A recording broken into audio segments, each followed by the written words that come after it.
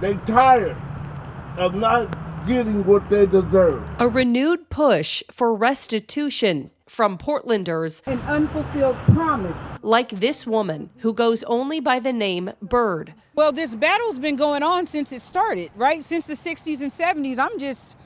I'm just the latest iteration. Her grandparents were one of 171 families in the Albina neighborhood in Northeast Portland, whose homes were destroyed to make way for a hospital expansion project in the early 1970s.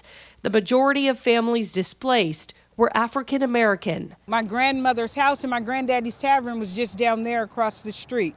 It was demolished and they were not compensated. It was part of Portland's Emmanuel Hospital expansion, now known as Legacy Emmanuel Medical Center.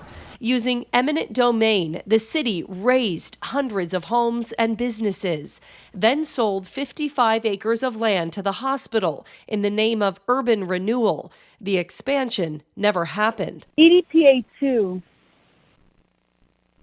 is reclaiming what's ours. This week, Bird's organization, Emmanuel Displaced Persons Association 2, or EDPA 2, hosted a virtual forum. It highlighted a new report from PSU urban planning graduate students.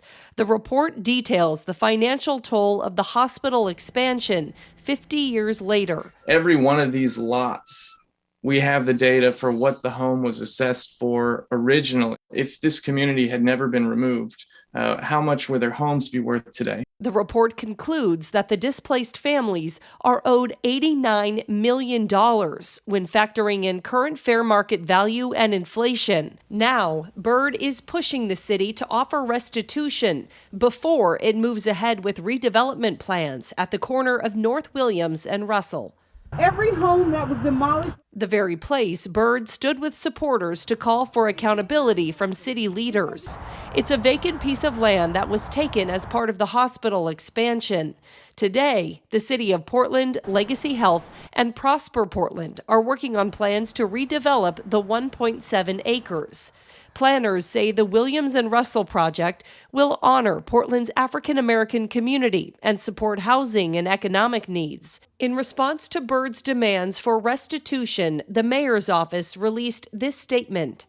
The City of Portland, Legacy Health, and Prosper Portland have worked to engage with EDPA 2 through a community-based process. It goes on to say that EDPA 2 was an original member of the group working on the Williams and Russell project, quote, until its representative chose to stop attending meetings more than 2 years ago.